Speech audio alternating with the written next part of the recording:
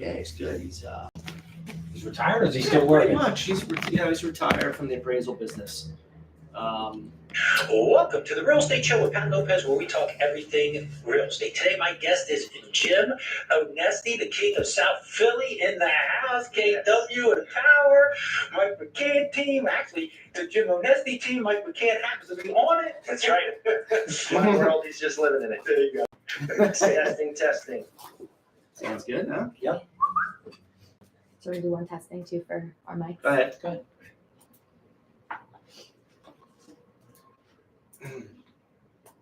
WNBC.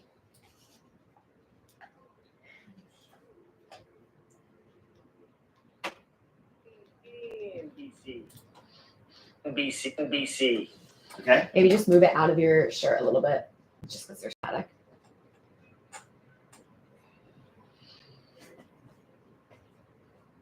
WNBC. That should be good. All right.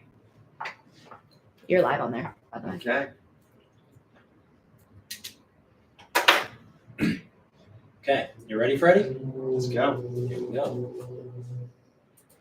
Well, welcome to the Real Estate Show with Pat Lopez, where we talk everything real estate. Today, my guest is Jim Onesti, KW and Power. Jim, welcome to the show. Thanks for having me, Pat. Great. Okay, so I always start off the show by asking, how did you get started in real estate? How did I get started in real estate? It's in my blood. My dad was in the business.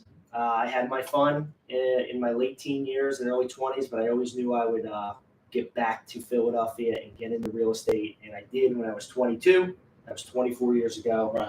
And the rest is history. Okay, and then you started right out of the gate with Mike McCann?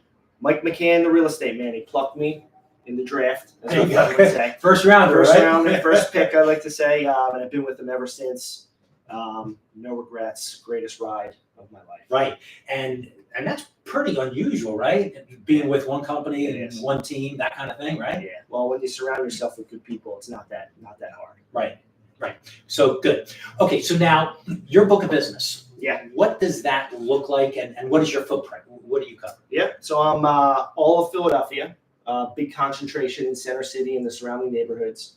I do go into the burbs. I do go into the main line. A little bit into Jersey as well.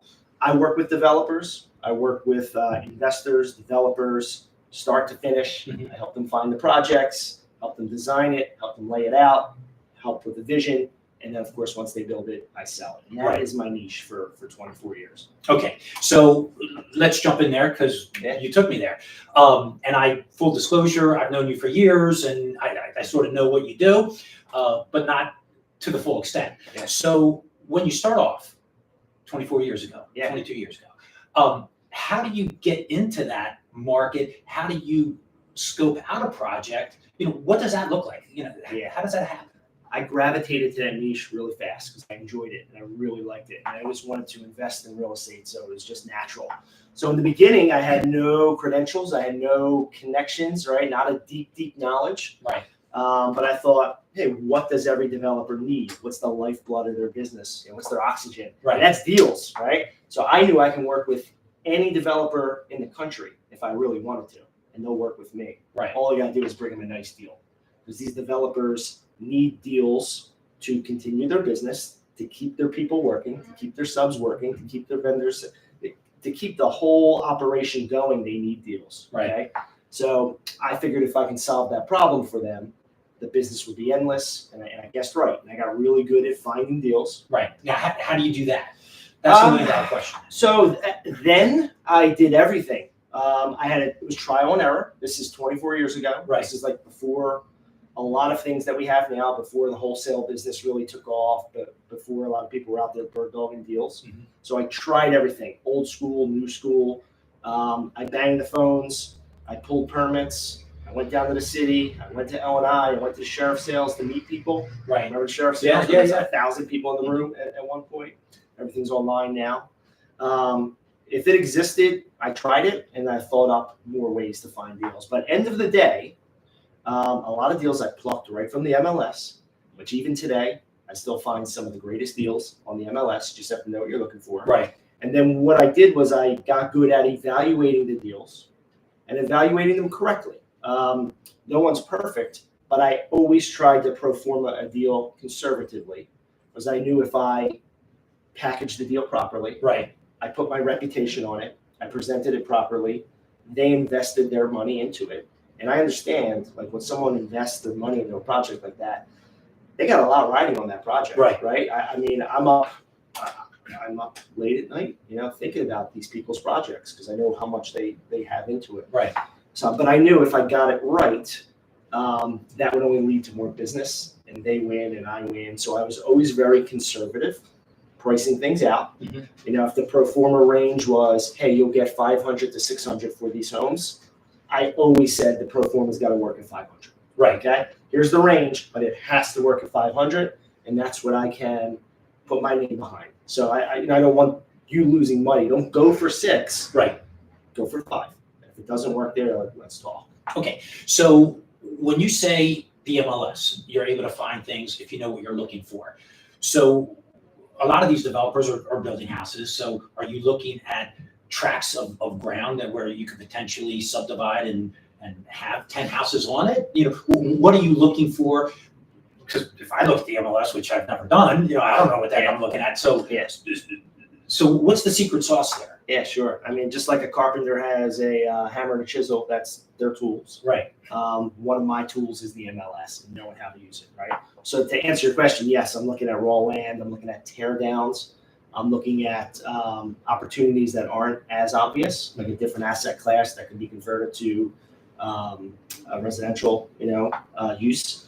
Looking at office, converting that to residential condo, Okay. Just trying to get creative, but also knowing not just what works residentially, but also what the commercial market is, right? Because I sell pieces to investors who put commercial tenants in there. So knowing those commercial rents, knowing which landlords are giving massive TIs, right? Tenant improvements. Right. So I can go to a client and say, oh my God, don't buy this, lease this. Here's the opportunity.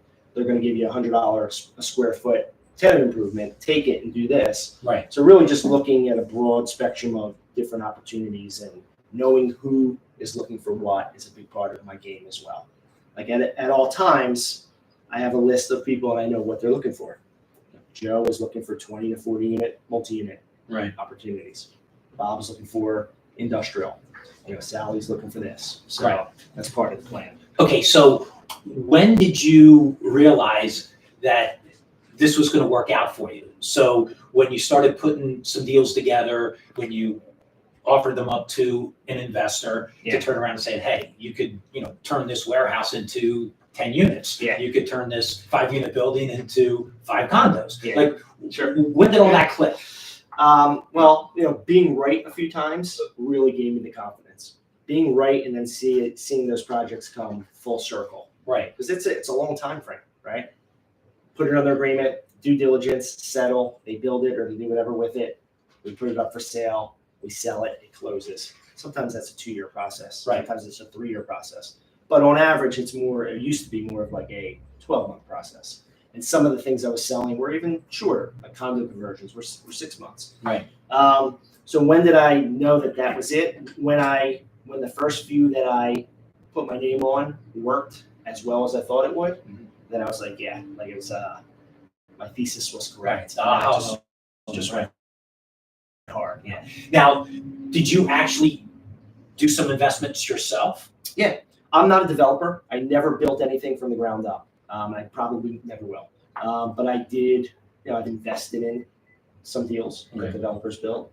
I have a single family residential investment portfolio, nothing big, nothing major. Right. But no, I'm not a developer, just more of an investor. Okay. And did you do any in the very beginning trial by error on projects that you would do yourself? Like, let's say, hey, let me buy this 5-unit building and let's turn it into condos. Did a couple small things like that. Just to get your feet wet, just to understand of exactly. what a developer would go through. Exactly. Right. Yeah. Because I would think like maybe, you would come from that perspective of saying, no, I sort of did it. That's not my forte. I sell, but I actually got my feet wet a little bit, so I sort of understand where you're coming from. Yeah. Okay, so let me ask you another question.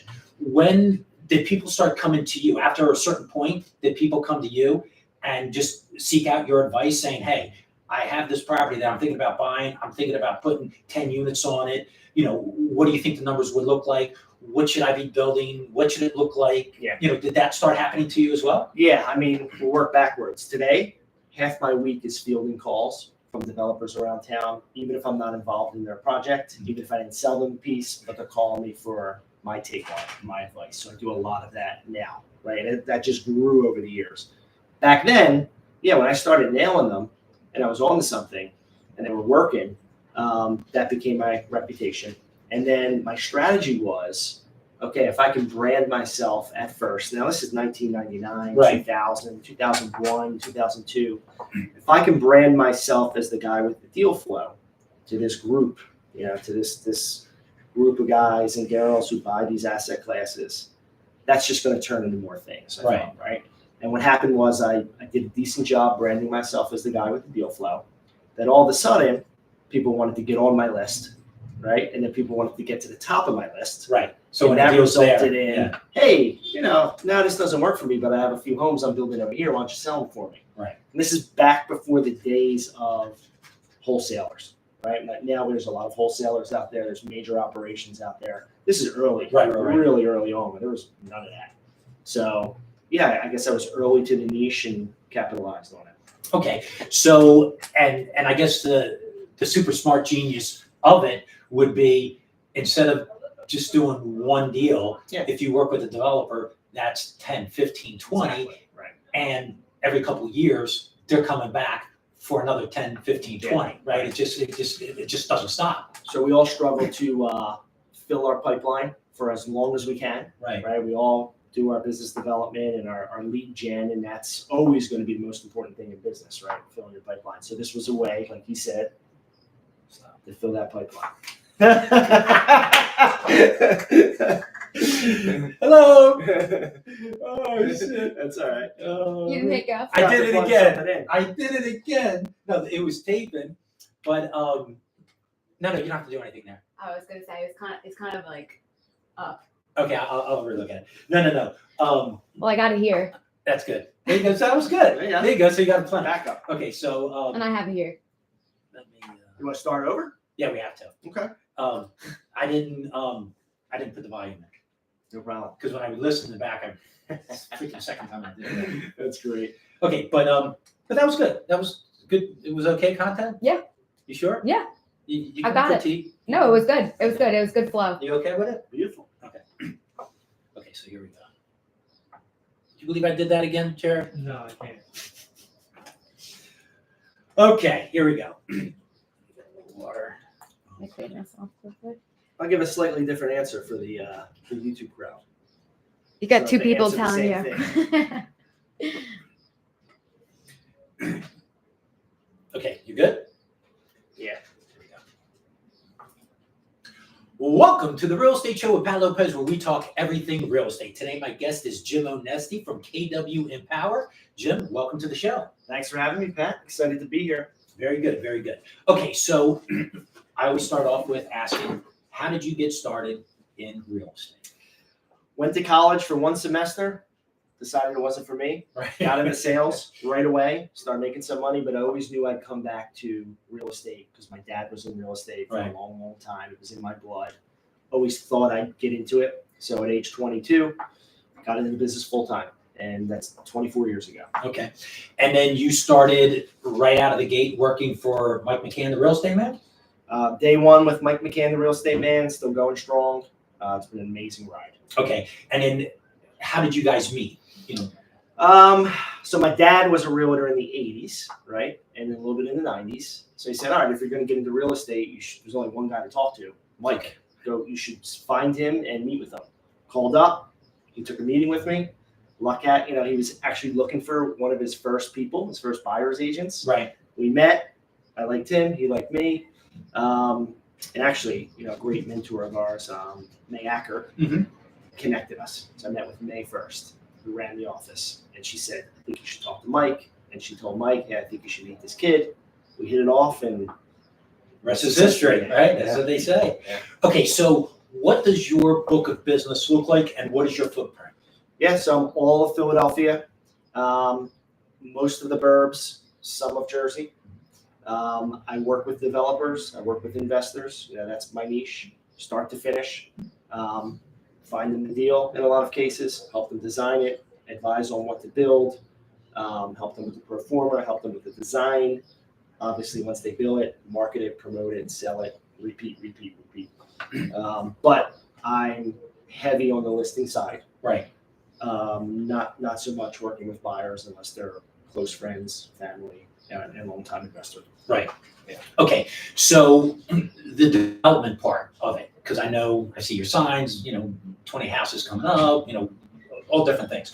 So how did you get started with the development side, working with investors?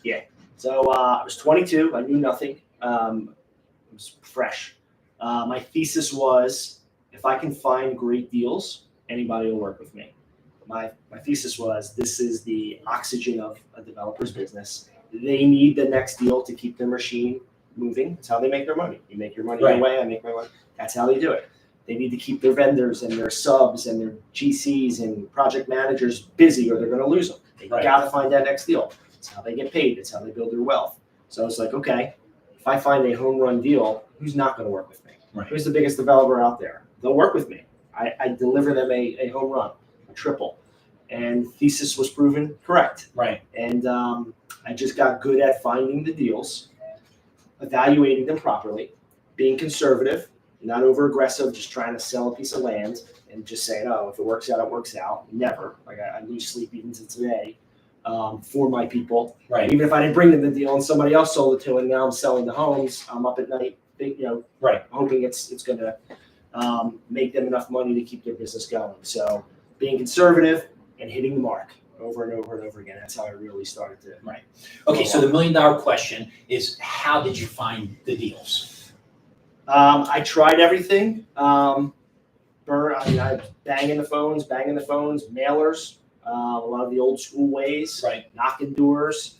I loved walking up to a permit on a building, reading who that permit belonged to, then reaching out, chasing them. Still do that till today. That's a great way to do it. Used to go to the sheriff sales, used to network at the sheriff sales, went to a lot of networking events. But I find a lot of amazing deals in the MLS. There's a lot of deals in there, always were, always will be, for a lot of reasons. Right.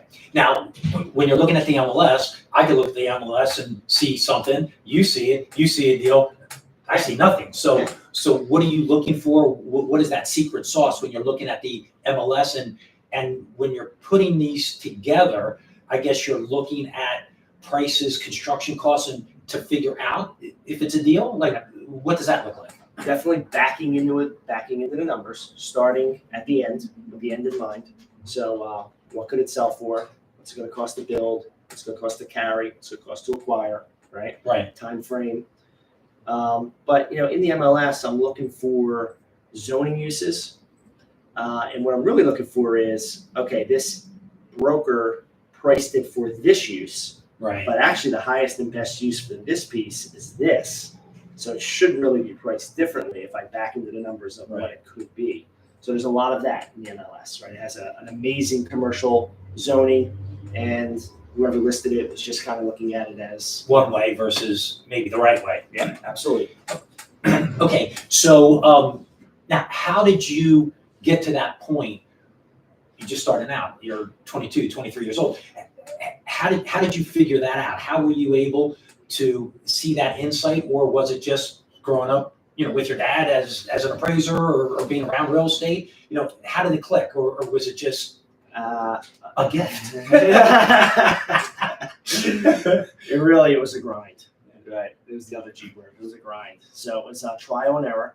But I think the one thing I did right was I was cautious. And so when I looked at a deal, I may have made 10 phone calls just to get the construction numbers right.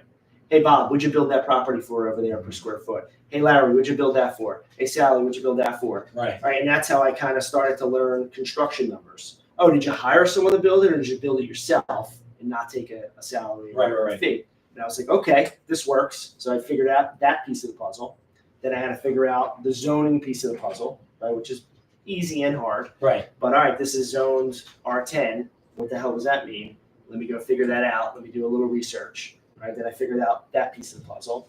And then I just started to put the pieces together.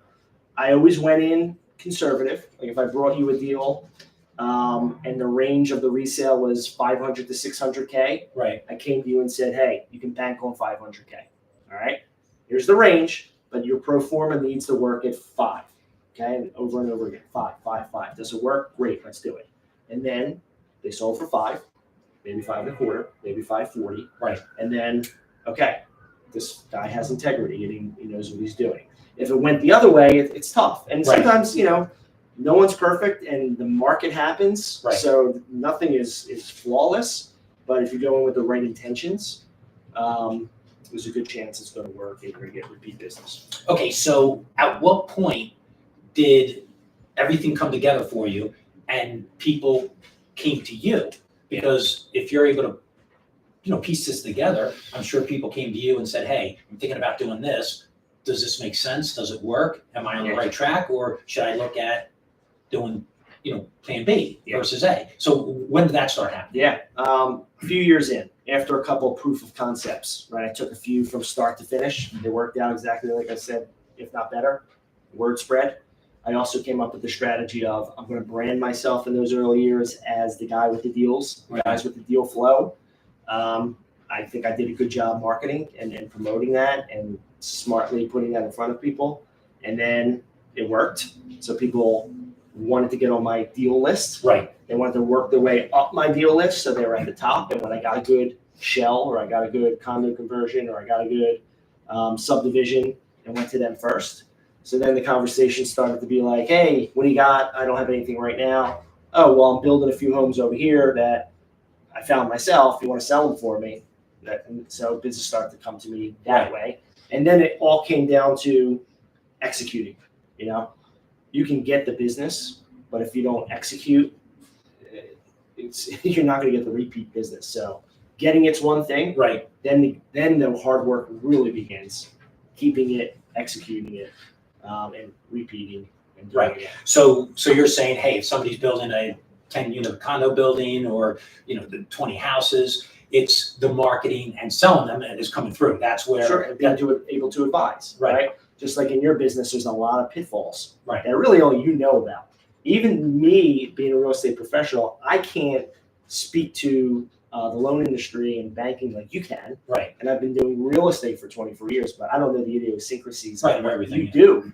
So it's really learning those and over time executing on them and just being, I look at it as like I'm a strategic partner for my clients. Right. Like they can hire anyone to, sell a house, but I bring more to the table. I look at it like I'm their partner. Right. In a way. Right? Like my reputation is riding on it as much as theirs is, My well-being is riding on it just as much as theirs. Right. So kind of just really getting deep inside their business if I can. Okay. And last question on this, have you done development yourself or more just the advising part of it? I'm not a developer, never have been, never will be. I do look at myself as an investor. I've invested into projects. Sure, I've picked up little single family homes along the way and built a rental portfolio, but never been a developer. I have tried a couple small ones to learn the process. That's part of my process, right? As you mentioned earlier.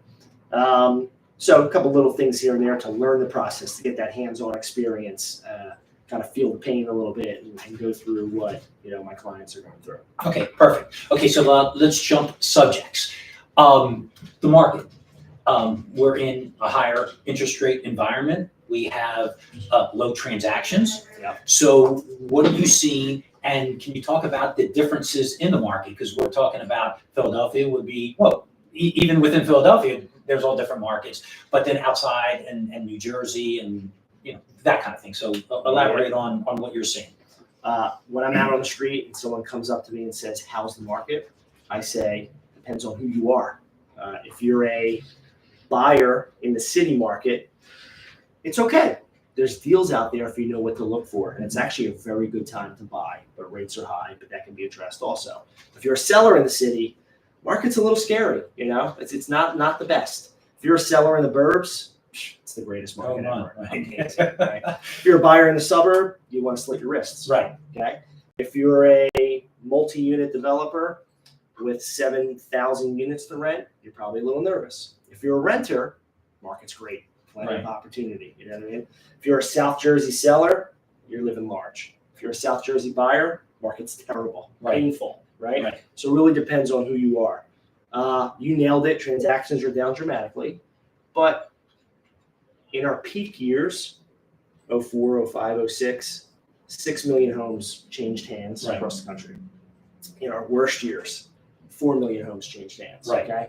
Still a lot of homes. So there's still a lot of transacting going on. It depends what headline you're reading. You're probably very confused if you're not in it. But we're selling a ton of homes. Just taking longer. It's 10 times the work. It's 10 times as emotional, 10 times as confusing. There's double the hurdles to overcome. But if you're a buyer, and you do your homework and you have a smart agent, it's a phenomenal time to buy, right? And if you're a seller and you're realistic and you do your homework and you have a smart agent advising you, it's a fine time to sell, no matter where you are, even in the city where sales are down a bit. Okay, so what pushback do you get, if any, in reference to interest rates? Do you have sellers saying, well, I'm in a 3%, I don't want to go to a 7%, rate, that kind of thing? Or is there so much equity that a lot of the sellers they're just buying cash? Because they're pulling, when they sell, they're walking away with 500,000, and they're downsizing or whatever the case may be. What are you seeing as far as the sellers? Seeing a few different things. Now remember, it's the interest rates and it's the lack of inventory. And those two things are working together. What you just mentioned is we have sellers who really want to sell, but they're sitting on a 3% mortgage and they want to buy again in finance. And the rates are double, if not more. So that is creating a little bit of a log jam in the market. And that's why some inventory is not coming up when it should be. And then that has a domino effect. They don't list their home and move. That buyer who's going to buy that home can't move up from where they are. That first-time buyer can't move into their house. And we're all sitting around like thinking, what the hell's going on here? So a little bit of a log jam. The interest rate part of it, I think, and you tell me what you think, it's 75% emotional right now for a lot of people, okay? Because the reality of it is, a lot of these buyers can afford a 7% rate and be fine. Will they come down a little bit and buy a little less house? Yes, but still, their ratios are fine. They can afford it, no big deal. But I'm seeing the market when the rates tick up, the market just seizes up for a few weeks, a few months. Then when there's some relief on rates, market opens up, and all of a sudden I'm like, oh my God, it's a real spring market. Then some news comes out, rates maybe tick up again, dries up, contracts. So very emotional knee-jerk reactions going on, which is causing people to like lock in leases and just being like, forget it. I'm just going to lease for another year. So there's a lot of that happening. But in my opinion, not a good enough reason to not buy, okay? Because if you're a savvy buyer and you have a savvy agent, there's ways to attack that interest rate. Okay? So we're doing a ton of buy downs, 2-1 buy downs, 3-2-1 buy downs, total rate buy downs. And most sellers, if they're savvy, are game. What do you need, buyer? Let's do it. So there's a lot of that out there if you can just piece it together. Let me ask you the luxury market, because you're in the luxury market. Are you seeing differences in the million plus versus more of the average Joe type of price of $300,000 to $500,000? Yeah. So rates really started to climb midway through 2022. First quarter started to climb, then it really went up. I'd say since then, a really tough market has been the 2 million to 5 million market, okay, except for a couple little sectors. A good market has been the $1 million to $1.7 million market, okay, surprisingly. And then the lower end markets, as you go down, the lower price markets are healthy. They've been better than the jumbo luxury market. I think a lot of those 2 million, 2.2, 2.5, $2.8 million buyers who can afford just about anything, Right. came down a bit and locked in a 1.7 home. Okay. 1.7. I feel a lot of that volume came down into that mid-range luxury market, and I know it because I've met them at my $3 million listing. Right. Then I met them a month later at my $1.6 million listing, and they bought it. Right. So Now, and your developers, what are they focusing on as far as building? Are they now not looking at the 3 to 5 million? Are they looking to build more in between the 800,000 to $1.5 million homes? All of the projects that were approved in 2021, 22, regardless of price, seemed to move forward, regardless of what was happening in the market for a lot of reasons. Right. Some people just didn't have a choice. They're like, let's move forward. Right. We'll see what happens. Now, fast forward, we're in 2024. People are being a lot more selective, okay? Because now there's a little bit of a history. As we were going through it, 2022, 2023, we still didn't know where this thing was going. So people are like, maybe it's just going to turn around in 6 months, Go right? Yeah, right. But now there's a little bit of a track record. There's a little bit of trailing data. So people know more what they're dealing with. So that's a long way of saying, yeah, I see a lot less $3 million homes starting today and starting in 6 months. I think, people have definitely shifted down a bit. Okay. So last thing, the overall market, Philly market is still pretty good. There's inventory. Suburbs are kind of tough because there's no inventory. Yeah. And South Jersey, it's the same kind of thing. Yeah. No inventory. Here's the difference. Inventory is really anemic everywhere. Burbs in Jersey, super, super low. Okay. City, still low inventory. And what makes this an unusual market is we have low inventory, high rates, higher prices, but prices have held steady, right?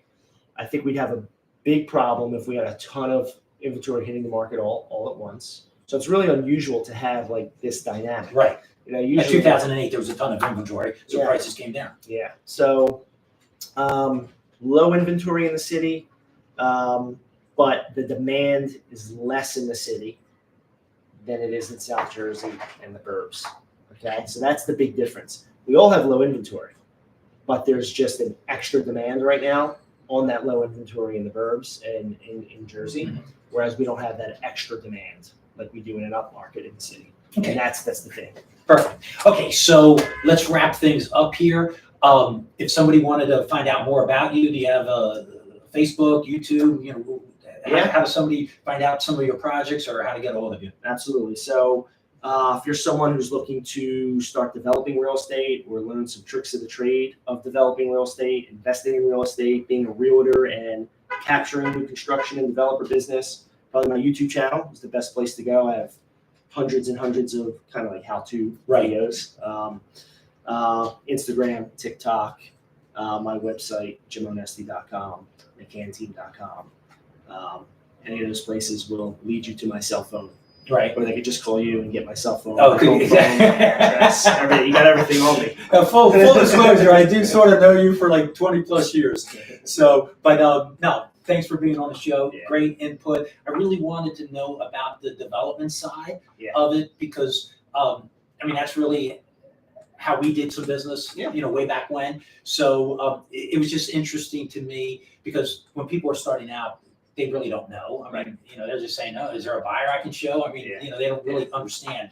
But there's more to it. You have to really look and figure out what works, what doesn't work, and you really brought that to the table, which was insightful. Yeah, I enjoy the complexity of that part of the business. Right. It's interesting. It's interesting. It's fun. It's exciting. The stakes are higher, right? You got to learn the craft. Right. You really got to learn the craft because you are representing things to people, and you've got to be right. Right. So I take a lot of pride in doing my homework, putting the time in, the grit to get it right. Okay, Jim, thanks a lot. And that's the Real Estate Show with Pat Lopez. Be sure to follow the show on Facebook and Instagram and subscribe below. I have great guests like Jim sharing some insights. Also, leave a comment. Tell me some show topics you like in the future. Remember, this show is everything real estate, no limits. Hope you enjoyed the show, and I'll see you next week. Bam. All done.